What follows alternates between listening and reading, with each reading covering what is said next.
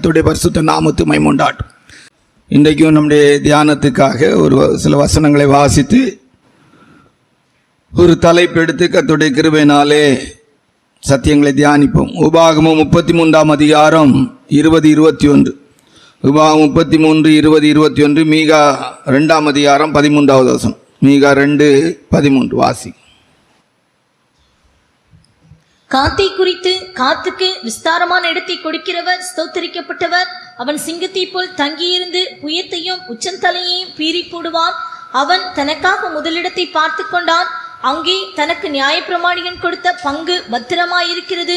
ஆனாலும் அவன் ஜனத்தின் முன்னணியாய் வந்து மற்ற இஸ்ரவேலுடனே கர்த்தரின் நீதியையும் அவருடைய நியாயங்களையும் நடப்பிப்பான் என்றான். மீகாவுடைய புஸ்தகம் 2 அதிகாரம் 13வது வசனம். மீகாவுடைய புஸ்தகம் 2:13. தடைகளை நீக்கி போடுகிறவர் அவர்களுக்கு முன்பாக நடந்து போகிறார். அவர்கள் தடைகளை நீக்கி வாசலால் உட்பிரவேசித்து கடந்து போவார்கள். அவர்கள் ராஜா அவர்களுக்கு முன்பாக போவார். கர்த்தர் அவர்கள் முன்னணியில் நடந்து போவார். கர்த்தருடைய பரிசுத்த நாமத்துக்கு மைமுண்டாட்டு. இந்த 2 வேத பகுதியிலே முன்னணியில் வர வேண்டும், அதாவது முன்பாக முன்னணியில் வர வேண்டும் அப்படின்னு ஒரு தலைப்பு எடுத்துக்கொள்கிறோம். முன்னணியில் வர வேண்டும். பிரசங்கத்தின் தலைப்பு என்ன? முன்னணியில் வர வேண்டும், முன்பாக வர வேண்டும். எந்தெந்த விஷயத்தில் முன்னால் வரணும்? ஒரு பைபிள் ஸ்டடி போல் நம்ம பிரசங்கம் பண்ணிட்டு போவோம், சரியா?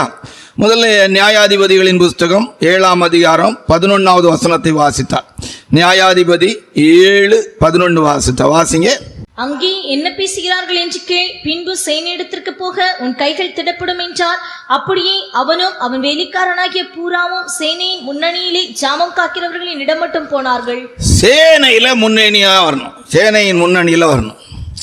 இங்க சொல்ல போனா இப்ப இது என்ன சொல்லலாம், சண்டைக்காக வரல, இப்போ சூழ்நிலைகள் என்ன அப்படிங்கிறத அறிகிறதுக்காக வருகிறார்.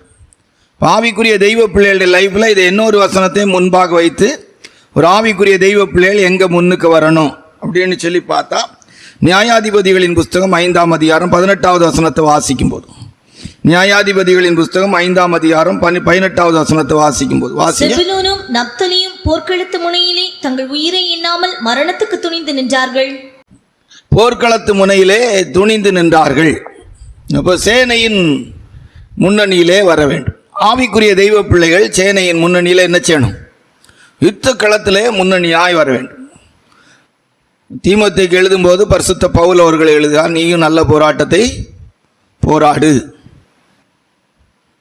நல்ல போர் சேவகனாய் தீங்கு அனுபவி.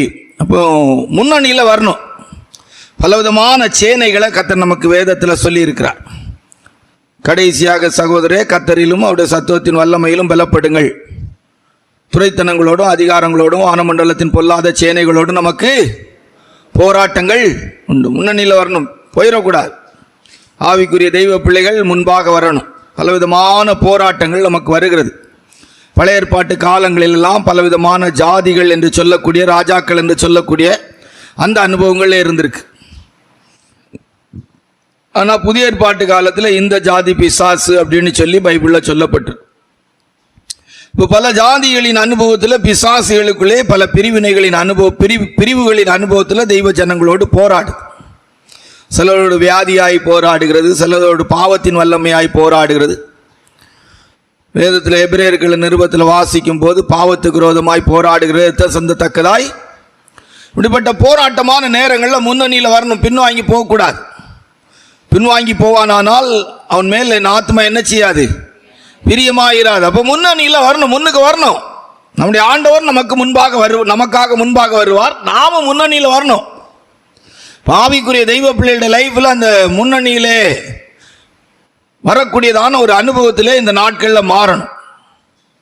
நிறைய தெய்வ பிள்ளைகள் ஊழியர்கள் என்ன செய்கிறார்கள்? இன்றைக்கு முன்னணியில் வராமல் அவங்க என்ன செய்கிறாங்க? அவங்களுடைய லைஃப்பில் பின்னால் போயிடுறாங்க. தெய்வ பிள்ளைகள் அப்படிப்பட்ட அனுபவத்தில் இருக்கக்கூடாது. நம்ம முன்னால் வரணும். தேவன் அப்படித்தான் நம்மளை அழைச்சிருக்கிறார். நம்மளை பின்னுக்கு நிற்கிறதுக்கல்ல. பலகீனமாக நம்ம பின்னுக்கு இருந்தோம்னா அமலேக்கின் வல்லமை நம்மளை வெட்டி போட்டுருவோன்னு தான் பைபிள் சொல்லு. பலகீனர்களை அமலேக்கியர் என்ன செய்தார்கள்? வெட்டி போட்டார்கள். முன்னுக்கு தான் நிற்கணும். அப்போ எந்தெந்த சேனைகள் அப்படிங்கிறத பைபிள் ஸ்டடியாக இருக்கிறதுனால உங்களுக்கு சில கருத்துக்களை சொல்லிப்போம். யாத்திராகம் 15ஆம் அதிகாரம் 4ஆம் வசனத்தை வாசிக்கும் போது பார்வோனுடைய சேனை, எகிப்தின் அனுபவம் வாசிங்க.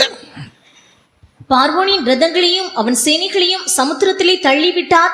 அவனுடைய பிரதான அதிபதிகள் சிவந்த சமுத்திரத்தில் அமிழ்ந்து. பார்வோனின் சேனை இது எப்பவுமே அடிமைப்படுத்துற ஒரு வல்லமை. 400 வருஷம் அடிமையா இருந்துட்டு அவங்க போறாங்க ஆண்டவர் ஆராதிக்க விடாது. இந்த வல்லமை விடவே செய்யாது. இந்த இந்த இந்த எகிப்தின் சேனை பார்வோனின் வல்லமை என்ன செய்யாது? திருப்திப்படுத்தவே செய்யாது. அந்த ஜனம் பாவம் 400 வருஷம் இருந்து கஷ்டப்பட்டு இருக்கிறாங்களே, அவங்க விடுதலையாக போறாங்களே அப்படின்னு சொல்லி என்ன செய்யாது? விடாது. இந்த வல்லமை, இந்த வல்லமை விடாது. ஆவிக்குரிய தெய்வ பிள்ளைகள லைஃப்ல அப்படிதான். பாவங்கிறது சில நேரம் பின்தொடரும். தீமோத்தேயுல பரிசுத்த பவுல் அவர்கள் எழுதும்போது சொல்லுகிறார், பாவம் சிலருடைய பாவம் என்ன செய்யுது? பின்தொடருது. சிலருடைய வாழ்க்கையில் அந்த பாவத்தின் வல்லம். அப்போ அந்த சேனைக்கு எதிராக முன்னணியில் தான் நம்ம நிற்கணும். ஓ, எகிப்தின் சேனை வரும்போது எல்லாரும் கரையேறின உடனே ஆண்டவர் சொல்றாரு, சமுத்திரத்தை பார்த்து கோலை நீட்டணும். அப்படி நம்ம ஆண்டவருடைய கிருபையினால பாவத்துக்கு விரோதமாய் இரத்தம் சிந்தத்தக்கதாய் நீங்கள் இன்னும் போராடவில்லையே. இது எழுதுறது ரட்சிக்கப்படாத ஜனங்களுக்கு எழுதலை. எபிரே நிருபக்காரர் எபிரே அந்த ஜனங்களுக்கு, எபிரே ஜனங்கள் அப்படின்றல எபிரே நிருபம் எழுதப்படுகிற அந்த ஜனங்களுக்கு எழுதுகிறார். பாவிக்குரிய தெய்வ பிள்ளைகளுடைய லைஃப்ல சில நேரங்களில் இப்படிப்பட்ட போராட்டங்களுக்கு ஏதுவான பாவங்கள் நம்மளை பயமுறுத்துது, நம்மோடு கூட போராடுது. இந்த சேனையா வரும், சிங்களா வரும் அப்படின்னு சொல்ல முடியாது. சில நேரங்களில் சில பாவத்தின் தன்மைகள் அப்படிதான் போராடுது. உலகத்தில் இருக்கிற ஒவ்வொரு தெய்வ பிள்ளைகளுடைய ஊழியர்களுடைய வாழ்க்கையில் நம்முடைய சில பரிசுத்தவான்கள் ஒரு கப்பு தண்ணி நம்ம கையில் எடுத்து குடிக்கிறதுக்கு நமக்கு பலன் இருந்தால் கூட சில நேரம் அந்த பாவத்தின் வல்லம் என்ன செய்யும்? போராடி. அப்போ அதுக்கு விரோதமாக நம்ம நிற்கணும். எல்லாம் இதை சேர்ந்து தான் வரும் அந்த சேனைகள் என்று சொல்லுவோம். நியாயாதிபதிகளின் புத்தகம் 4ஆம் அதிகாரம் 15வது வசனத்தை வாசிக்கும் போது சிசேராவின் சேனை வாசிங்க. கர்த்தர் சிசேராவையும் அந்த எல்லா ரதங்களையும் சேனை அனைத்தையும் பாராக்குக்கு முன்பாக பட்டயக்கருக்கினால் கலங்கடித்தார். ஆமா, பலவிதமான ரதங்களின் அனுபவத்தில் உள்ள ஒரு சேனை, இருப்பு ரதங்களின் அனுபவம் எல்லாம் ஈஸியா இந்த ஆட்கள் எல்லாம் அழிக்க முடியாது. சிசேராவுடைய இதெல்லாம் சாதாரணப்பட்ட இல்லை. வானத்திலிருந்து நட்சத்திரங்கள் தங்கள் அயனங்களில் இருந்து யுத்தம் பண்ணினு ஆண்டோடைய வேதம் சொல்லுது. இது ஒரு வல்லாத ஒரு வல்லமை, இருப்பு ரதங்களின் அனுபவத்தில் உள்ளது. இந்த இருப்பு ரதங்கள் அந்த காலத்தில் இப்போ நல்ல விமானப்படை இருக்கிறவங்க பெரியவங்க அப்படிங்கிறது போல அந்த காலத்தில் இந்த ரதங்கள், இருப்பு ரதங்கள் இருக்கிறதெல்லாம் ஒரு பெரிய சேனை. இப்போ நம்முடைய லைஃபுக்கு விரோதமாக இந்த சிசேராவுடைய வல்லமை போராடு. ஒரு கொடுமையான ஒரு விதத்தில் இந்த வல்லமை போராடு. பயமுறுத்துகிற ஒரு ஆவியை இதை நம்ம எடுத்துக்கொள்ளலாம். இது ஒரு தேவனுடைய பிள்ளைகளுக்கு விரோதமாக இருக்கிற பயமுறுத்துகிறதுக்கு ஏதுவாக இருக்குது. சில பயத்துக்கு ஏதுவான சூழ்நிலைகளை உண்டாக்கிட்டே இருக்கும். பெரிய சேனை, ஆனால் சாதாரணமாக ஆண்டவர் அதை அடித்து தூக்க வச்சார். தெபரால் தலைமை தாங்கி அதை அழகா தூக்கிட்டார். சில நேரம் குடும்பங்களுக்கு விரோதமாக கூட இப்படி தான் இருப்பு ரதங்களின் அனுபவத்தில் நிற்கும். பயங்கரமான சேனையாக நிற்கும். குடும்பத்துக்கு விரோதமாக பயமுறுத்துகிற ஒரு வல்லமை நிற்கும். யாரை விழுங்கலாம் என்று கர்ச்சிக்கிற சிங்கம் போல வகை தேடி கொண்டிருக்கிறான். அப்படி ஒரு மாதிரி ஒரு விதத்தில் பயத்தை கலக்கத்தை உண்டாக்கிட்டு இருப்பான். பயப்படக்கூடாது. ஒரு சாதாரணப்பட்ட தெபேரால் தலைமை தாங்கி அந்த யுத்தம் பயங்கர வெற்றியாய் மாறினது. 2 ராஜாக்களின் புத்தகம் 21:3 வாசித்தால் வானத்தின் சேனை அப்படின்னு சொல்லியிருக்கு. தன் தகப்பனாகிய எசேக்கியா இடித்து போட்ட மேடைகளை திரும்பவும் கட்டி பாகாலுக்கு பலிபீடங்களை எடுப்பித்து இஸ்ரவேலின் ராஜாவாகிய ஆகாப் செய்தது போல விக்கிரகத்தோப்பை உண்டாக்கி வானத்தின் சேனைகளை எல்லாம் பணிந்து கொண்டு அவைகளை செய்வது. வானத்தின் சேனை இது ஒரு விதமான ஒரு வல்லம். அந்த வானத்தின் சேனை தேவனை ஆராதிக்க விடாமல் கிரியச்சு. வானத்துக்கு ஏறுவேன், உன்னதமானவருக்கு ஒப்பா இருப்பேன். தேவன் அதாவது என்ன சொல்லலாம், இது ஒரு மேட்டிமை, இப்படியெல்லாம் நிறைய விஷயம் இந்த வானத்தின் சேனைக்கு சொல்லலாம். வானமண்டலத்தின் பொல்லாத சேனைகளோடு ஊழியர்களுக்கு விரோதமாக இந்த வானத்தின் சேனை அப்படின்னா அது ஒரு பொல்லாத ஒரு பெருமை, அப்படிப்பட்டதான ஒரு அனுபவங்கள். இதெல்லாம் ஒரு விதமான ப்ரௌடு, பெருமை உள்ளவர்களுக்கு தேவன் என்ன செய்கிறார்? எதிர்த்து நிற்கிறார். தேவனோட அதிகமாக எதையாவது நேசிக்க வைக்கிறது, தேவனை விட பெருசா எதையாவது பேசுகிறது. சிலர் அரசியல்வாதிகளை பெருசா பேசுவாங்க, சிலர் விளையாட்டுத் துறையில் உள்ளவங்களை இதெல்லாம் அதாவது தேவனை தவிர மீது எதை நம்ம புகழ்ந்தாலும், எதை மேன்மையா சொன்னாலும், எதை நேசித்தாலும் அது வானத்தின் சேனையின்றே வல்லமை. வானத்துக்கு ஏறுவேன், உன்னதமானவருக்கு மேன்மையான இடத்தை எடுக்க ட்ரை பண்ணுவோம். நம்ம கிட்ட இருக்கிற மேன்மையான இடத்தை எடுக்கிறது அதான் அந்த வானமண்டலத்தில் உள்ள பொல்லாத சேனை. நம்முடைய லைஃப்ல நம்முடைய மேன்மையான இடத்தை நம்ம தேவனுக்கு கொடுக்க வேண்டிய மேன்மையான வானத்தின் சேனை. சமயத்தை அதிகமாக எடுக்காம வேத பாட கூட்டமாக இருக்கிறதுனால, ஆனாலும் பைபிள் ஸ்டடியாக இருக்கிறதுனால அந்த சேனைகளை குறித்து அப்படி ஒரு ரவுண்டு போயிட்டு வரும். 4 சீரியாவின் சேனை. 2 நாளாகமம் 24-23. 2 நாளாகமம் 24-23 வாசிங்க. மறுவருஷத்திலே சீரியாவின் சேனைகள் அவனுக்கு விரோதமாக யூதாவிலும் எருசலேமிலும் வந்து ஜனத்தில் இருக்கிற பிரபுக்களை எல்லாம் அழித்து கொள்ளையிட்டு அவர்கள் உடைமைகளை எல்லாம் தமஸ்குவின் ராஜாவுக்கு அனுப்பினார்கள். ஆமா, சீரியாவின் சேனை பிரபுக்கள் எல்லாம் அழிச்சிடும். தலைமை தாங்க வேண்டிய தன்மைகளை அழிக்கக்கூடிய வல்லமையா இருக்கு. ஜனங்களை அழிச்சான்னு இல்லை. அந்த வசனத்தை வாசித்து பார்த்தா பாருங்க. மறு வருஷத்திலே சீரியாவின் சேனைகள் அவனுக்கு விரோதமாக யூதாவிலும் எருசலேமிலும் வந்து ஜனத்தில் இருக்கிற பிரபுக்களை எல்லாம் அழித்து. யாரை அழிக்கிற வல்லமை இது? ஒரு குடும்பத்தில் ஒரு குடும்ப தலைவர், ஒரு சபையில் ஒரு ஊழியர், உதவி ஊழியர்கள், பிரபுக்கள், ராஜா. அந்த பிரபுக்கள் அவங்கள என்ன செய்திருவான்? தட்டிடுவான். ஒரு நடத்திப்பில்லாத நிலவரத்துக்கு கொண்டு வந்துடும். ஜனங்களை திகைக்க வச்சிருவாங்க. ஜனங்களுடைய லைஃப்ல ஒரு நடத்திப்பு இருக்காது. சீரியரின் வல்லமை பாருங்க. பிரபுக்களை அழித்து, பார்த்தீங்களா? பிரபுக்களை அழித்து அவன் அழிச்ச பிற்பாடு ரொம்ப ஈஸியா இருக்கும். ஒரு குடும்பத்திலே ஒரு நல்ல நடத்திப்பு இல்லைன்னா அவங்களுக்கு எங்க போக, என்ன செய்யணும், என்ன செய்யாது தெரியாது. ஒரு நடத்திப்பை அழிக்கிற ஒரு வல்லமை நமக்கு எப்பவுமே ஒரு தெய்வீகமான ஒரு நடத்துதல் இருக்குமானா நல்லா இருக்கும்.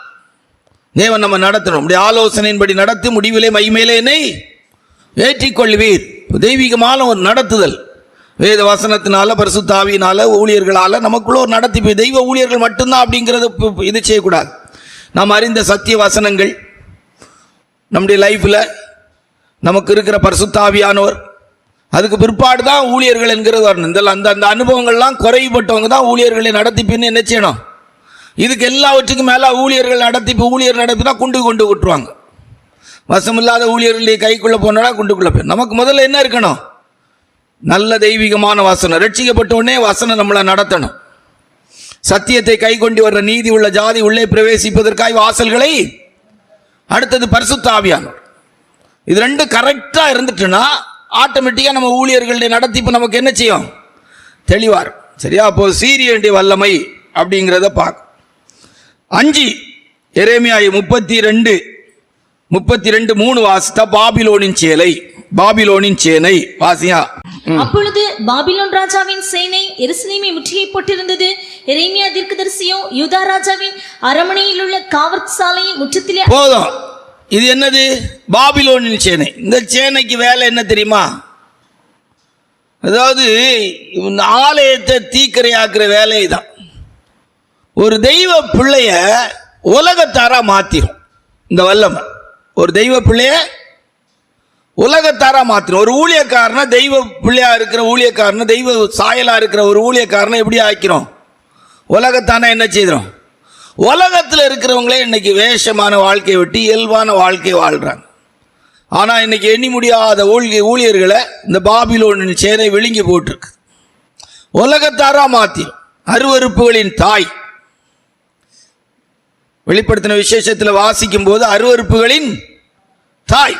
இப்போ நம்முடைய லைஃப்பில் நம்ம பார்க்கணும். இந்த சேனை ஒரு தெய்வ பிள்ளையை சூழ்ந்திருக்கும் போது, இந்த சேனையின் அனுபவம் இருக்கும்போது அவங்க எப்படி இருப்பாங்கன்னா உலகத்தாரா மாறிடுவாங்க. ஒருவன் தேவனுடைய ஆலயத்தை கெடுத்தால் தேவன் அதை கெடுத்து போடுவார். இப்போ நம்ம தேவனுடைய ஆலயம் எப்போதும் கர்த்தருடைய ஆலயத்தின் அனுபவமாய் நம்ம மற்றவங்களுக்கு இருக்கணும். நாங்கள் எல்லா விதத்திலும் எங்களை தெய்வ ஊழியர்களாய் விளங்க செய்ய. நம்மளை பார்க்கும்போது தெய்வ பிள்ளைகள், தெய்வ ஊழியர்கள் அப்படியெல்லாம் ஜனங்களுக்கு என்ன செய்யணும்? தெரியணும். இப்போ அதுக்கேற்ற விதத்தில் நம்முடைய லைஃப் இருக்கணும். இதை மாற்றிடும். உலகத்தாரா மாற்றிடும். நம்முடைய தெய்வ பிள்ளைகள் நல்ல நகையெல்லாம் கலத்தி நல்ல அருமையாக அதாவது இருக்கிறதுல ரொம்ப பரிசுத்த அலங்காரமாக இருப்பாங்க. அதே நேரத்தில் ஒரு கல்யாணம் வந்துட்டுனா எங்கனையாவது கிடக்கும், ஒதுக்கி போட்டிருப்பாங்க. ஒரு 400 500 800 1000 வாங்கின பட்டு அதை எடுத்து கட்டிக்கிட்டு அழகாக ஜங்குடு கூட இருக்கக்கூடிய கலருக்கும் அழகுக்கும் அது டம்புடு போயிடும். அன்னைக்கு அந்த கல்யாணத்தில் பார்த்தா பாபிலோனின் சேனையா என்ன செய்யும் தெரியும். நம்ம எல்லா இடத்துலையும் யாருடைய பிள்ளைகளே, இந்த கல்யாணத்தில் போனாலும் சரி, டெத்து வீட்டுக்கு போனாலும் சரி, எங்கு போனாலும் நம்ம யார் தான் தேவனுடைய பிள்ளைகள். உங்களுக்கு அடிக்கடி சொல்லியிருக்கிறோம். இந்த எலிசபெத் மகாராணி அவங்க சின்ன பிள்ளையாக இருந்தபோது அங்கே லண்டனில் ஸ்கூலில் கொண்டு சேர்த்துருக்குறாங்க. அப்போ ஆசிரியர்கள்ட்ட சொல்லியிருக்காங்க, இவங்க ராணின்னு சொல்லி என்ன செய்துறாங்க, மரியாதையும் கொடுத்துறாங்க, தெரியக்கூடாது. ஒரு நாள் பாடம் நடத்திட்டு இருந்த ஆசிரியர் கேட்டிருக்க, அடுத்த இங்கிலாந்தின் ராணி யாரு? இந்த பிள்ளை எழும்பி சொல்லியிருக்கு, நான் தான் சொல்லி. அல்லேலூயா, அல்லேலூயா. ஆமா, நம்ம ஆண்டோடைய பிள்ளைகள். அல்லேலூயா. நம்மளை பார்த்து கேட்கணும். பிரதர் போற இடத்துல இப்ப இருக்கிற இதுக்கு வெள்ளையிலையும் போட்டா நீங்க பாஸ்டானி கேட்டுருவாங்க. அல்லேலூயா. அந்த முகத்தில் இருக்க தன்மைக்கு பாஸ்டானி கேட்டுருவாங்க. ஜிப்பா போட்டா நீங்க எந்த சபையில நடத்துறீங்க, சென்று பாஸ்டா மூப்பனார் ஆக்கிட்டான்னு கேட்பாங்க. அந்த முகத்தை பார்க்கும்போது அப்படி என்ன செய்யுது தெரியுது. பாபிலோன் தெரியல, தெய்வீகம் தெரியுது. அல்லேலூயா. அதான் முக்கியம். என் குடும்பத்தில் ஒரு பிரதர் இருந்தாங்க, அவங்க ஜிப்பாலாம் போட்டிருப்பாங்க, சென்ட்ரு பாஸ்மா இருக்கும். அந்த அனுபவம் பாருங்க. இதில் ஆட்களை பாருங்க, அந்த முடியடி வளர்த்து அதை போட்டு இது செய்து அதுக்கு டிசைன் எல்லாம் அடித்து கலரெல்லாம் அடித்து. அன்னைக்கெல்லாம் நான் பார்க்கணும், ஒரு பையன் கலராக முடி இருக்கு. நான் சொன்னேன், எந்த காட்டில் உள்ள எந்த பறவைகள் ஆய் பண்ணது தெரியலையாப்பா அப்படின்னு. பாருங்க எவ்வளோ அழகு. பரிசுத்தவான்களுக்குன்னு ஒரு நல்ல ஒரு இது இருக்கு, முக அழகு இருக்கு. அல்லேலூயா. அது ஒரு அருமையான அனுபவம் தான். பிரதர்லாம் ஆண்டோட கிருபையினால ஊழியத்துக்கு போயிருந்தா இப்போ சென்ட்ரு பாஸ்ட் ரேஞ்சுக்கு வந்திருப்பான். சரி, ஏதோ ஒரு விதத்தில் இப்போ குறைவு இல்லாமல் ஒரு குடும்பம் கோத்துறோன்னு சொல்லி சரி இருக்கட்டு, அது ஒன்றும் பிரச்சனை இல்லை. இனி இப்போ இருக்கிறதுல சந்தோஷமாக என்ன செய்ய வேண்டியதான், போய்கிட வேண்டியதான். இனி இப்போ அதை யோசித்து என்ன செய்யறது? கர்த்தருடைய பரிசுத்த நாமத்து மகிமை உண்டாட்டு. காலம் கடந்து போய் விட்டது. ஆனாலும் அந்த பாபிலோன் வாழக செய்ய முடியல. அல்லேலூயா. பாபிலோனின் சேனை நம்ம அழிக்காதபடி முன்னிலைமையில வரணும். சரி, அப்புறம் என்ன? யோசுவாவுடைய புஸ்தகம் 11ஆம் அதிகாரம் 3-4 வாசித்தா கானானின் சேனை. யோசுவாவுடைய புஸ்தகம் 11:3-4 வாசிங்க. அவர்கள் கடற்கரை மணலை போல் ஏராளமான திரண்டு சின்னமாகிய தங்களுடைய எல்லா 4வது வசனம் நம்ம சொன்னோமே, கானானின் சேனை. என்ன சேனை? 7 விதமான ஜாதிகள், 31 ராஜாக்கள். கானானின் சேனை. இந்த சேனையின் அனுபவம் என்ன? கர்த்தருடைய பிள்ளைகளுக்கு இருக்கிற வாக்கு தத்தத்தை சுதந்திரிக்க விடாது. நமக்கு ஆண்டவர் பண்ணியிருக்க வாக்கு தத்தம் என்ன? பாலும் தேனும் ஓடுகிற கானான் தேசம். நம்முடைய வாக்கு தத்தங்களை சுதந்திரிக்க முடியாம போராடுகிற வல்லமைக்கு என்ன பெயர் கொடுக்கலாம்? கானானின் சேனை. பாத்தீங்களா? 7 ஜாதிகள், 31 ராஜாக்கள். இந்த வல்லமை நம்மளோடு போராடும். அப்போ வாக்கு தத்தம், கர்த்தாவே நீர் என்னை நம்ப பண்ணின வசனத்தை நினைத்தள்ளும். நம்ம எல்லாரையும் ஆண்டவர் அழைச்ச போது ஒரு சில வசனம் நமக்கு பேசினாரா பேசலையா? உங்களுக்கு பேசினாங்களா பேசலையா? அடிக்கடி உங்க வாழ்க்கையில சோர்ந்து போறதுக்கு காரணம் என்ன? அந்த வசனம் ஞாபகத்துக்கு வராம ஒரு வல்லமை போராடும். அப்படிதானா? அந்த வசனம் ஞாபகத்தில் இருந்து அந்த வசனம் நிறைவேறுமானா நம்ம சோர்ந்து போவோமா? ஆண்டவர் நம்மளை பார்த்து பிழைத்திருன்னு சொல்லி இருக்கிறாரு, என்ன பார்த்து சொல்லி இருக்கிறாரு, நீ நோவாவை போல 600 வருஷம் உயிரோடு இருப்பான்னு சொல்லிட்டாருங்களா? இந்த வார்த்தை எனக்கு இருக்குமானா நான் சாவை கண்டு பயப்படுவேனா? கர்த்தருடைய பரிசுத்த நாமத்துக்கு மகிமை உண்டாட்டு. இப்போ நிறைய பேர் நினைக்கிறாங்க, ஆசையை பாருங்களாம், 100 200ங்கிறத விட 600 வயசு ஆசையை பாருங்களாம். கர்த்தர் நம்மை நம்ப பண்ணின வசனங்களை, அல்லேலூயா, அதுக்கு விரோதமா தான் போராடும். ரொம்ப கவனமா இருக்கணும். நமக்குன்னு ஒரு பட்டயம் இருக்கும், நமக்குன்னு சில நல்ல வாக்கு தத்தங்கள் இருக்கும். அதுக்கு விரோதமா கர்த்தர் என்ன வல்லமை போராடும். காணானீங்கள். சரியா? 7 சேனைகள் அப்படிங்கிறதுல வாசிக்கிறோம். முன்னணியில் வர வேண்டும் சேனைகளுக்கு விரோதமாய். வெளிப்படுத்தின விசேஷம் 19:19 வாசித்தா, சங்கீதம் 18:29 வாசித்தா வாசிங்க.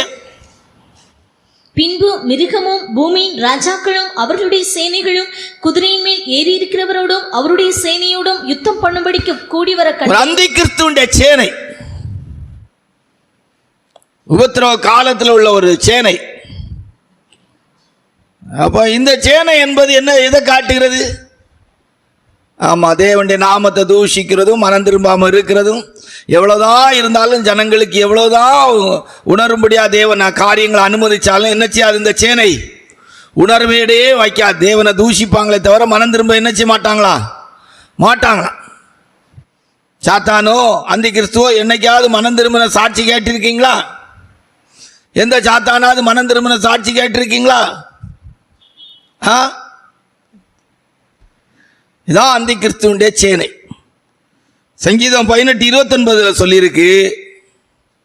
சங்கீதம் 18 உம்மாலே ஒரு சேனைக்குள் பாய்வே. பாசிங்க. உம்மாலே நான் ஒரு சேனைக்குள் பாய்வேன். உம்மாலே நாங்கள் ஒரு சேனைக்குள் பாய்வேன் எழுதியிருக்கு. உம்மாலே நான் ஒரு சேனைக்குள் பாய்வேன். காத்த குறிச்சி அவங்க அப்பாவும் அழகா சொல்லுவார் பாருங்க, வாசித்திருக்கீங்களா? சங்கீதங்க ஆதியாம 49:19 வாசித்தா. ஆதியாம 49:19 வாசித்தா வாசிங்க. காத்து என்பவன் மேல் ராணுவ கூட்டம் பாய்ந்து விழும், அவனோ முடிவிலே அதின் மேல் பாய்ந்து விழுவான். பாத்தீங்களா, எவ்வளவு பெரிய சேனைகள் வந்தாலும் முடிவில் யார் தான்?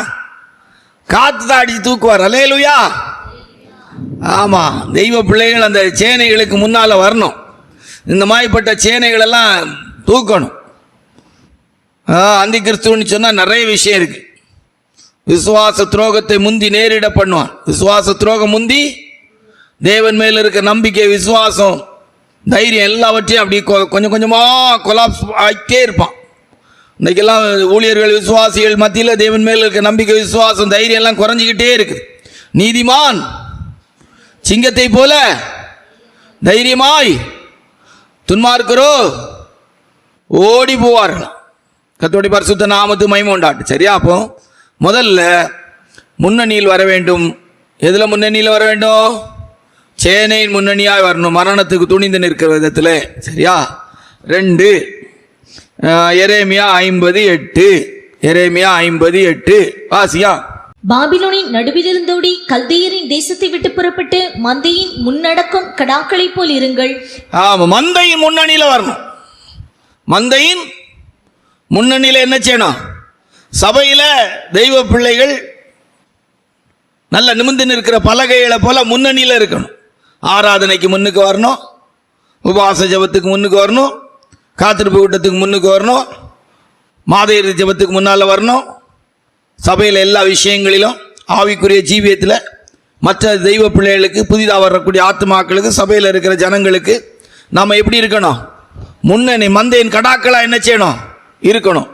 எல்லா தெய்வீகமான காரியத்துக்கு நம்ம எப்படி இருக்கணும்? ஆமாம், முன்னணியாக இருக்கணும். நம்மளை பார்க்கும்போது மற்ற ஜனங்கள் நம்மளை பார்த்து கற்றுக்கொள்ளணும். அந்த சகோதரி எவ்வளோ அருமையாக கூட்டத்துக்கு வராங்க, எவ்வளோ அருமையாக ஜெபிக்கிறாங்க, எவ்வளோ அருமையாக தேவனை ஆராதிக்கிறாங்க, எவ்வளோ அருமையாக ஆவியானவருக்கு ஒப்பு கொடுக்குறாங்க, என்னதான் பிரதர் சொன்னாலும் கீழ்ப்படுகிறாங்க. இல்லையா?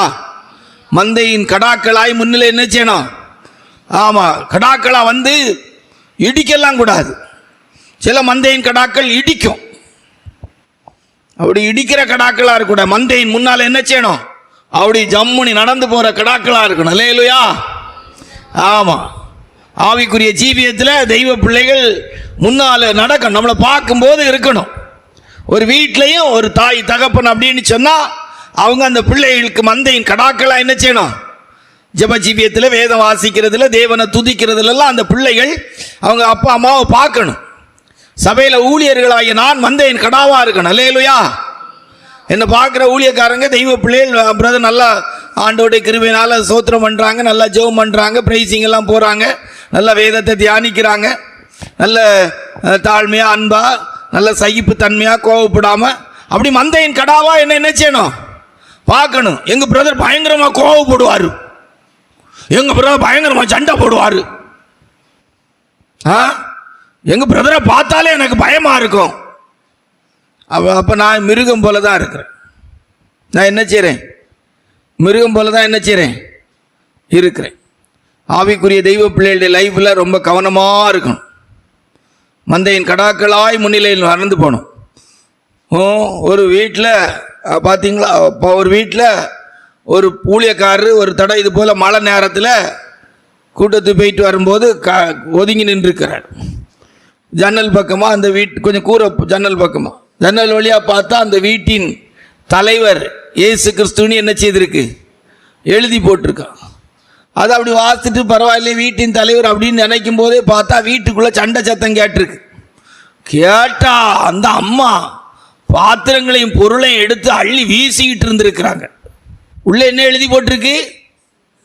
இயேசு கிறிஸ்துவே வீட்டின் தலைவர். மந்தையின் கடாக்களாய் நம்ம என்ன செய்யணும்? இருக்கணும். 3 சரியா? அப்போ லூக்காஸ் விசேஷம் 10ஆம் அதிகாரம் 39 42 வரைக்கும் வாசித்தான். லூக்காஸ் விசேஷம் 10ஆம் அதிகாரம் 39 42 வரைக்கும் வாசிங்க. அவளுக்கு மரியாள் எனப்பட்ட ஒரு சகோதரி இருந்தாள். அவள் இயேசுவின் பாதத்தருகே உட்கார்ந்து அவருடைய வசனத்தை கேட்டுக்கொண்டிருந்தாள். மார்த்தாளோ பற்பல வேலைகளை செய்வதில் மிகவும் வருத்தமடைந்து அவரிடத்தில் வந்து, ஆண்டவரே, நான் தனியே வேலை செய்யும்படி என் சகோதரி என்னை விட்டு வந்திருக்கிறதை குறித்து உமக்கு கவலை. பாதத்தில் இருக்கிறதுலே முன்னுக்கு வரணும். முதல்ல நம்ம சொன்ன ஆலயத்துக்கு வர்றது எடுக்கிறது, மற்றபடி தெய்வீகமான காரியங்கள் எல்லாவற்றிலும் பாதத்தில் இருக்கிறதுல முன்னிலையில் இருக்கணும். தன்னை விட்டு எடுபடாத நல்ல பங்கை என்ன செய்தாங்களா? தெரிந்து கொண்டாங்க. பாதத்தில் இருக்கிறதுல முன்னுக்கு இருக்கணும். சிலருக்கு சமையல் நல்லா பிடிக்கும், சிலருக்கு வீடை சுத்தம் பண்ணி அதை இதை செய்கிறது நல்லா பிடிக்கும். ஒரு நாள் லீவு கிடைச்சா, ஒரு நாள் வாய்ப்பு கிடைச்சா வீட்டை போட்டு ஒற்றை அடிக்கவும் பிறக்கவும் அதை இதை செய்யக்கூடாதுன்னு இல்லை. அங்கே இந்த பக்கம் இருக்கிற கட்டில் அந்த பக்கம் கொண்டு போவாங்க, அந்த பக்கம் இருக்கிற கட்டில் இந்த பக்கம் கொண்டு போவாங்க, இங்கே இருக்கிற பாயை அங்கே மாற்றுவாங்க, அங்கே இருக்கிற பாயை மாற்றுவாங்க. நேரமே இருக்காது. மார்த்தாள், அது யாரு? மார்த்தாள். ஒரு நாள் லீவு கிடைக்கும். அந்த நாளில் பார்த்தா சிலர் அப்படியே பைபிள் எடுத்துகிட்டு ஜெபம் பண்ணி தெய்வ சமூகத்தில் என்ன செய்வாங்க?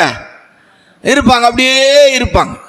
தனியாக தானும் தன் தேவனும் என்கிற இடத்துல என்ன செய்வாங்க? மரியாள் தன்னை விட்டு எடுபடாத நல்ல பங்கு என்ன செய்தாங்களா? அப்படியே இருக்கணும். அந்த முன்னிலைமைக்கு வரணும். அந்த முன்னிலையில் நம்ம வரணும். எப்போதும் தெய்வ சமூகம் தான். ஆண்டவரோடு பேசிக்கிட்டு இருக்கிறது, ஆண்டவருடைய சத்தம் கேட்கிறது தான். இயேசுவை பேசிக்கிட்டு இருந்தாங்க. அந்த மரியாள் என்ன செய்துட்டு இருந்தாங்க? கேட்டுக்கிட்டே இருந்தாங்க. மோசே எடுத்து பாருங்க, முன்னிலையில் இருக்கிறதான அனுபவத்தில் மலையில் ஏறி போய் 40 நாள் ஆண்டவர் சாப்பாடு கூட கொடுக்கல பாருங்க. ஒரு நாள் கூட சாப்பிடக்கு அனுமதி கொடுக்கல. ஆனால் கீழே இறங்குறா, முகம் எப்படி இருந்துச்சான்? மனுஷங்க பார்க்கக்கூடாத மகிமையா என்ன செய்திருக்கு? இருந்திருக்கு. நம்முடைய லைஃப்பில் 3ஆவதாக முன்னிலையில் வர வேண்டும். எந்த காரியத்தில் முன்னிலையில் வர வேண்டும்? ஏசப்பாவுடைய பாதத்தில் இருக்கிறதுல முன்னிலையில் வர வேணும். பாதத்தில் இருக்கிறதுல என்ன ஆசீர்வாதம் கிடைக்கும்? பாதத்தில் வந்திருக்கிறவங்களை எப்படி கண்டுபிடிக்கலாம்? அது ஒரு பெரிய தலைப்பில் பிரசங்கம் இருக்குது. இப்போ அதை சொல்லிட்டு போனோன்னா நம்ம கூட்டம் 9 மணிக்கு தான் என்ன செய்யணும்? முடிக்கணும். என்னால் இன்னைக்கு அப்படியெல்லாம் போக முடியாது.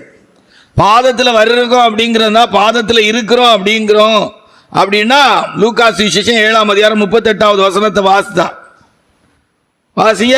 அவருடைய பாதங்களின் அருகே பின்னாக நின்று அழுது கொண்டு அவருடைய பாதங்களை தன் கண்ணீரினால் நனைத்து தன் தலைமயிரினால் துடைத்து அவருடைய பாதங்களை ஆமா, ஆண்டோடைய பாதத்தின் பக்கத்தில் நம்ம இருக்கிறோமானா நம்முடைய லைஃப்ல நம்ம குற்றங்கள் குறைவுகள் எல்லாம் உணர்ந்து அப்படியே ஆண்டவர் அன்பு செலுத்துற விதத்தில் ஓயாம முத்தம் பண்ணிக்கிட்டு இருந்தாங்க. ஓயாம என்ன செய்தாங்களா? முத்தம் பண்ணி தலைமுடியை எடுத்து தொடச்சிக்கிட்டே இருந்தாங்க. ஆண்டவரை பற்றியே மேன்மையாய் பேசுவது, இதான் அந்த பாதத்தினுடைய மேன்மை. ஏசப்பாவுடைய பாதத்தில் இருக்கிறோம் அப்படின்னா அவரை தவிர எதுவுமே நமக்கு மேன்மையாக இருக்காது. அவரை தவிர எதுவுமே நமக்கு என்ன செய்யாது? மேன்மையாக இருக்காது. அவருடைய பாதம் மட்டும்தான் நமக்கு மேன்மை. நம்முடைய குற்றங்கள் குறைகளுக்காக அழுது ஆண்டோடைய சமூகத்தில் ஓயாமல் முத்தம் பண்ணிட்டு இருந்தாங்களா? ஏசப்பாவுக்கு பாதத்தை என்ன செய்தாங்களா? ஓயாமல் முத்தம் பண்ணிட்டு இருந்தா. ஐ லவ் ஜீசஸ், ஏசப்பா நான் உண்மை நேசிக்கிறேன், ஏசப்பா நான் உண்மை நேசிக்கிறேன், ஏசப்பா நான் உண்மை நேசிக்கிறேன் அப்படின்னு சொல்லி எப்போதும் உண்மையா இருக்கிற ஒரு அனுபவம். ஆண்டவர் மட்டும்தான் புகழ்ந்து பேசுகிற அனுபவம். சரியா? 4 யோவான் சுவிசேஷம் இல்ல 4 லூக்கா சுவிசேஷம் 5ஆம் அதிகாரம் 6ல இருந்து 11 வாசித்தீங்கன்னா நல்லா இருக்கும். லூக்கா சுவிசேஷம் 5ஆம் அதிகாரம் 6ல இருந்து 11 வாசியா. லூக்கா சுவிசேஷம் அவர்கள் செய்து தங்கள் வலைகள் வாசி யார் வாசிட்டு 11 வாசியா. அப்படியே அவர்கள் செய்து தங்கள் வலை கிழிந்து போகத்தக்கதாக மிகுதியான மீன்களை பிடித்தார்கள். 11வது வசனத்தை வாசியா. அவர்கள் படகுகளை தரையிலே கொண்டு போய் நிறுத்தி எல்லாவற்றையும் விட்டு அவருக்கு பின் சென்றார்கள். பின் செல்லுகிறதுல முன்னணியில வரணும். 2 படகு அமல மீன் பிடிச்சாங்க, வித்துக்கிட்டாது வாரவனியா சொன்னாங்க. நம்ம ஆட்கள்லாம் வித்துக்கிட்டாது வரும். பின்பற்றுகிறதுல முன்னணியில என்ன செய்யணும்? எலியா என்கிற மனுஷன், தெய்வ மனுஷன், எலியா என்கிற தெய்வ மனுஷன் எலிசாவின் மேல சால்வையை போடுகிறார். உடனே போறார் பாருங்க. பின்பற்றுகிறதுல முன்னணியில என்ன செய்யணும்? வரணும். ஆபிரகாம கர்த்தர் அழைத்த போது தான் போகிற இடம் என்னன்னு தெரியாம என்ன செய்தாராம்? ஆமா, பின்பற்றுகிறதுல முன்னணியிலே என்ன செய்யணும்?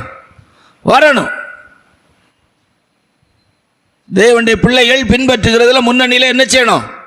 வரணும். இன்னைக்கு பின்பற்றுகிறது தன்னை தான் வெறுத்து தன் சிலுவை எடுத்து என்னை பின்பற்றாவிட்டால் எனக்கு ஆமா, பின்பற்றுகிறதுல முன்ன ஆண்டவருடைய அடிச்சுவடுகளை, அதான் ரொம்ப முக்கியம்.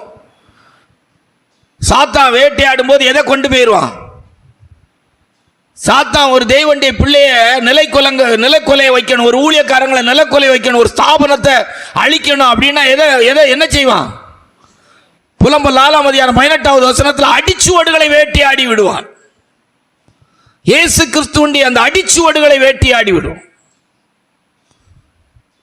இன்றைக்கு அப்படிதான் ஸ்தாபனங்கள், சபைகள் ஆண்டவரை பின்பற்றுகிறவர்களாக இல்ல, நூதனமான உபதேசங்கள், வெளிநாட்டு உபதேசங்கள் அப்படின்னு சொல்லி பல விதங்களிலே பல ஸ்தாபன தலைவர்களுடைய உபதேசங்களை, அவங்களுடைய வெளிப்பாடுகளை பின்பற்றக்கூடியவர்களாய் மாறி இருக்கிறார்கள். கர்த்தரை பின்பற்ற வேண்டும். நமக்கு முன்னால் எப்பவுமே ஆண்டவர் தான் தெரியணும். நமக்கு முன்னால் யார் தான் தெரியணும்? ஒரு ஸ்தாபனம் நமக்கு முன்னால தெரியக்கூடாது. ஒரு ஸ்தாபனத்தின் உபதேசம் அவங்க சிலதை வச்சிருப்பாங்க, அது நமக்கு தெரியக்கூடாது.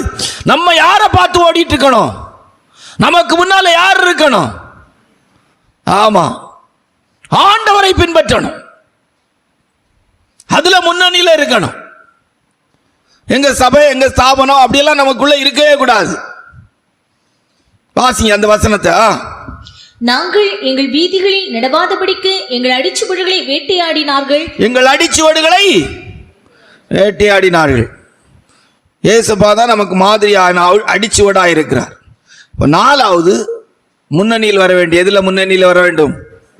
இயேசுப்பாவை பின்பற்றுகிற அனுபவத்திலே முன்னணியில் வர வேண்டும். 5 யோவான் சுவிசேஷம் 21:15 ஏறக்குறைய நெருங்கி வந்துட்டோம்.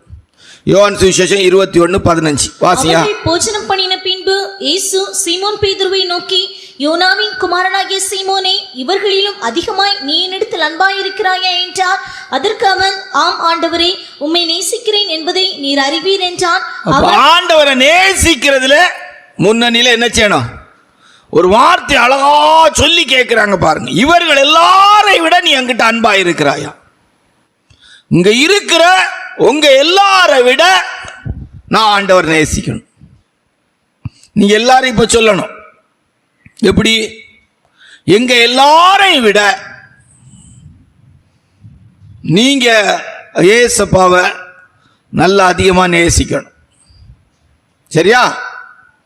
இங்க இருக்கிற எல்லாரை விட நான் என்ன செய்யணும்? இயேசுப்பாவை அதிகமா நேசிக்கணும். என்கிட்ட ஆண்டவர் இப்ப கேட்கிறார், இங்க இருக்கிற எல்லாரை விட நீ என்னை அதிகமாய் என்கிட்ட அன்பாய் இருக்கிறாயா? என்னை நேசிப்பாயா?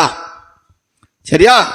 இப்ப நீங்க எல்லாரும் சொல்லணும், ஏசப்பா உங்ககிட்ட இங்க இருக்கிற எல்லாரை விட என்கிட்ட அன்பாய் இருக்கிறாயான்னு கேட்கிறாருன்னு சொல்லணும். சரிதானா? அப்ப எப்படி சொல்லுவீங்க? என்கிட்ட கேட்கிறார். அல்லேலூயா. நம்மில் ஒவ்வொருவரும் ஆண்டவரை நேசிக்கிறதுல முன்னணியில் வரணும். அல்லேலூயா. நம்ம ஒரு பாட்டு பாடும், என் நேசர் மார்பிலே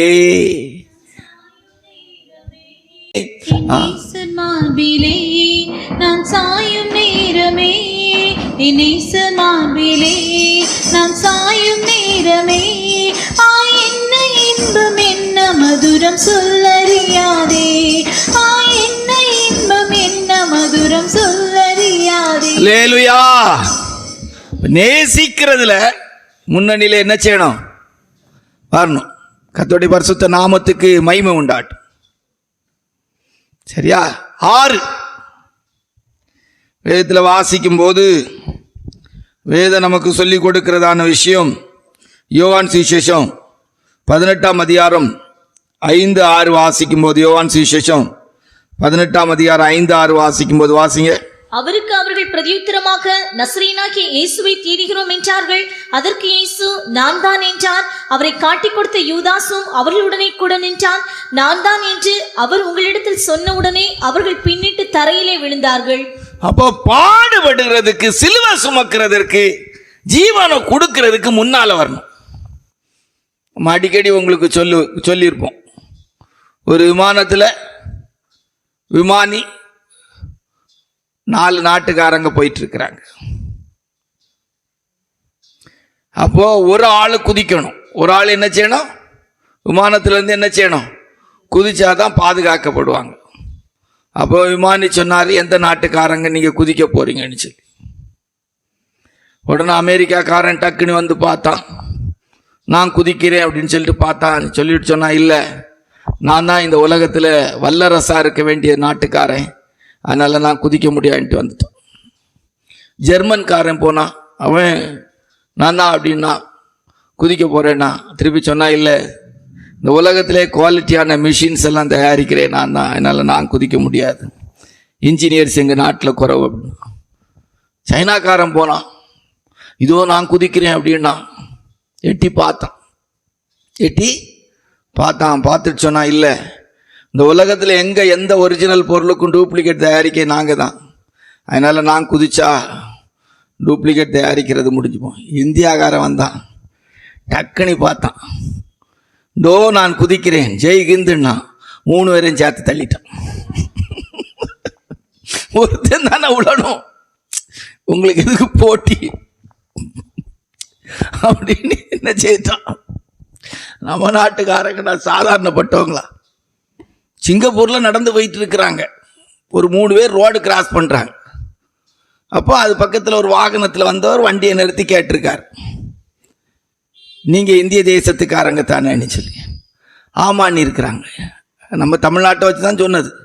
எப்படி எங்களை கண்டுபிடிச்சிங்க? இல்லை, நம்ம நாட்டில் தான் ரோடு கிராஸ் பண்ணக்கூடிய இடத்தை விட்டு மற்ற இடத்துலலாம் ஆட்கள் கிராஸ் பண்ணோம், அதை வச்சு எனக்கு தெரிஞ்சிட்டு நீங்கள் தமிழ்நாட்டுக்காரங்க தானே சொல்லி.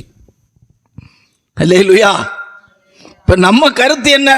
முன்னுக்கு வரணும். ஒரு பிரச்சனை வந்துட்டுனா நம்ம ஆட்கள் உடனே அவங்க இவங்க அப்படி இப்படின்னு சொல்லி ஆட்களை பிடிச்சி காட்டி கொடுத்துட்டு போயிடும்.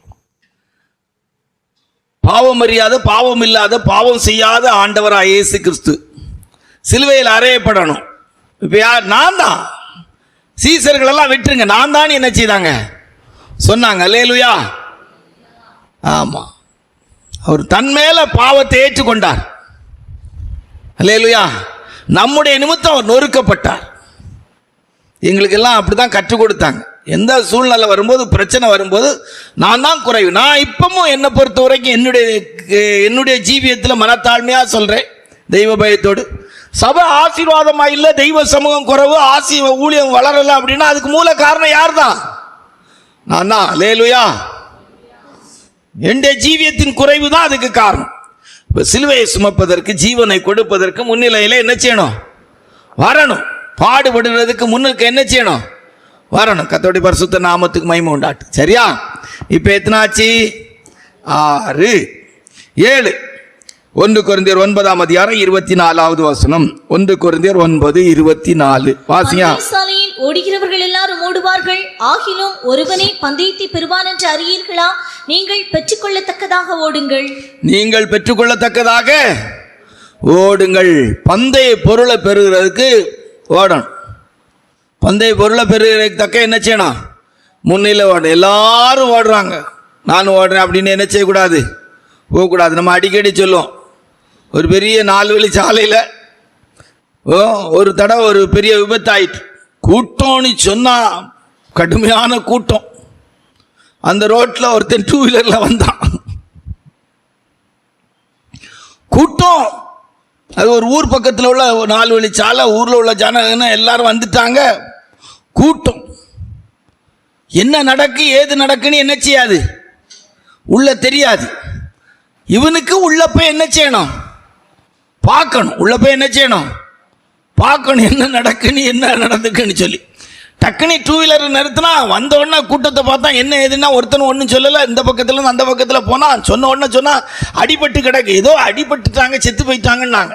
இவன் சொன்னா அடிபட்டு கிடக்குற எங்க அப்பா, அடிபட்டு கிடக்கிறது எங்க அப்பான்னா எல்லாரும் வழி விட்டாங்க. அடிபட்டு கிடக்கிறது எங்க அப்பா, அடிபட்டு கிடக்கிறது எங்க அப்பான்னா எல்லாரும் வழி விட்டாங்க. அங்க போய் பார்த்தா ஒரு கழுதை செத்து கிடக்கு.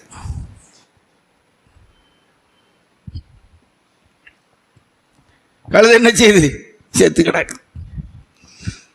பந்தய பொருளை பெறுறதுக்கு முன்னால என்ன செய்யணும், ஓடணும். ஒரு தடவை ஒரு கிராமத்தில் காலையில் நிறைய பேர் ஓடிட்டு இருந்திருக்கிறாங்க. ஒரு வீட்டுக்கு முன்னுக்கு ஓடும்போது நிறைய பேர் ஓடினதுனால ஒரு ஆள் வெளியே வந்து கேட்டிருக்காங்க, என்ன எல்லாரும் ஓடுறாங்க, என்ன எது தெரியுமான்னு சொல்லி.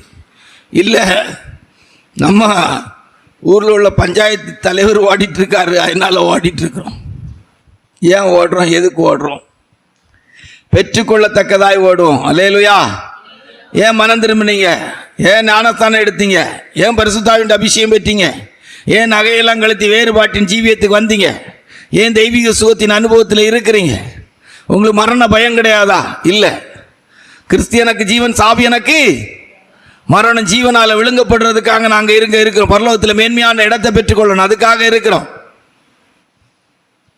அப்போ மரணம் ஜீவனால என்ன செய்யணும், விழுங்கப்படணும், பந்தய பொருளை பெற்றுக்கொள்ளணும். ஏன் இப்படி இவ்வளவு பரிசுத்தமான வாழ்க்கை வாழ விரும்புறீங்க? உலகத்தில் நீங்கெல்லாம் இதெல்லாம் அனுபவிக்க மாட்டீங்களா? ஏன் ஜெயஜீவன் செய்ய விரும்புறீங்க? பரலோகத்து போன. அல்லேலூயா. பெற்றுக்கொள்ளத்தக்கதாக ஓடுங்கள். ஆரவாரத்தோடு, பிரதான தூதனுடைய சத்தத்தோடு, தெய்வ எக்காலத்தோடு கர்த்தர் இறங்கி வரும்போது கர்த்தருக்குள் மரித்தோர் முதலாவது என்ன செய்வார்கள், எழுந்திருப்பார்கள். இதோ சீக்கிரமாய் வருகிறேன், அவனவனுக்கு நான் அளிக்கும் பிரதிபலன் என்னோடு கூட வருகிறது. கண்களை மூடுவோமா? டைம் ஆன உடனே மழையே வந்துட்டு, கரெக்டான டைமுக்கு மழை நின்றுச்சு, கரெக்டான நேரத்துக்கு மழை வந்துச்சு. கண்களை மூடி ஆண்டோடைய சமூகத்தில் ஒப்பு கொடுப்போம். முன்னணியில் வர வேண்டும். ஆண்டவரே, நம்ம சிலரை கர்த்தர் முன்னணியில் தான் வச்சிருக்கிறாங்க. என்ன முன்னணியில் வர வேண்டும், இன்னும் நம்ம முன்னால தான் வரணும், பின்னால இருக்கக்கூடாது. தெய்வ சமூகம், தெய்வனுடைய காரியங்கள் எல்லாவற்றிலும் கர்த்தர் நமக்கு முன்னிலை தான் இருக்கணும், முன்னிலைமையில் தான் இருக்கணும். 12 சீசர்கள் 3 பேர் எப்போதும் இயேசுப்பாவோடு கூட இருந்தாங்க. அழைக்கப்பட்டவர் அநேகர், தெரிந்து கொள்ளப்பட்டவர் சிலர். ஷக்கதுனாயின மனாயிட பலங்கர மனா ஓ ரபல கரபல கரியால கரபல ஷக்கதுனாயின மனாயிட பலங்கர மனா. ஆண்டவர்கிட்ட கேளுங்க, என் மேல இருக்கிற அபிஷேகம் என்ன முன்னணியில் கொண்டு வந்து நிறுத்தட்டும். துனா கத்துரா பாலாங் ரா பாலா. உங்க மேல இருக்கிற அபிஷேகம் உங்களை முன்னுக்கு கொண்டு வந்து நிறுத்திடும். துனா கத்துரா பாலாங் கர. உங்க மேல இருக்கிற கிருபை உங்களை கொண்டு முன்னுக்கு நிறுத்திடும். ஆமா, எஜமானா இருக்கிற வேலைக்காரனா இருக்க மாட்டான், வேலைக்காரனா இருக்கிறவன் எஜமானா இருந்து கொள்ள மாட்டான். துனா கரபலா. ராஜாவின் அபிஷேகம் பெற்றவன் குடிமகனா இருக்க முடியாது, குடிமகனா இருக்க வேண்டிய ராஜாவை போல வாழ்ந்துகிடவும் முடியாது. தூனாக்கா துரபலங் கரபலக ரியாலங் கரபல. எல்லா வானத்துக்கு மேலாக உயர்ந்த நாமத்துக்குரிய இயேசு கிறிஸ்துவின் இடத்துக்கு நம்ம அழைக்கப்பட்டிருக்கோம். நீங்கள் அவரோடு கூட எழுந்தது உண்டானால் பூமிக்குரியவைகள் அல்ல, மேலானவைகளை நாடுங்கள், தேடுங்கள். துனா மானா ரபா பாலாங் கரமனா. நாம் யார்? முன்னணியில் வரும்படி அழைக்கப்பட்டவர்கள். கர்த்தர் நம்மை உண்மை உள்ளவள் என்று நம்மை நம்பி அழைத்திருக்கிறார். துனாக்க துரபலான். சேனையின் முன்னால வருவான், சேனையின் முன்னால வருவான். பின்னால நிக்கிற கூட்டம் இல்ல, பின்னால நிக்கிற கூட்டம் இல்ல, முன்னுக்கு நிக்கிற கூட்டம். மந்தையின் கடாக்களாய் முன்னுக்கு நிக்கிற கூட்டம். எத்தனை பேர் வாஞ்சிக்கிறீங்க? எத்தனை பேர் விரும்புறீங்க? எத்தனை பேர் இப்படிப்பட்ட நான் முன்னுக்கு நிக்கிற கூட்டமா இருக்கணும்? சேனைகளின் கர்த்தரோடு கூட நான் நிக்கணும். என்ன சோதனை, என்ன போராட்டம், என்ன பிரச்சனை வந்தாலும் சரி, மரணமே வந்தாலும் சரி, துனா மானா ரபா பாலாங் கரா மானா. என்னை போன்றவன் ஓடி போவானோ? துனா துனா பாலாங் கரா பாலா.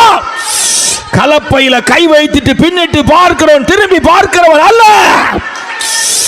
ஏசப்பாவை நேசிக்கிறதுக்கு முன்னால வரணும், அவரை பின்பற்றுகிறதுல முன்னால வரணும். நம்முடைய ஆண்டவர் நம்மை தொடர்ந்து முன்னணியில் நிற்கிறவளாய் ஆசீர்வதிப்பாராக. ஆமென்.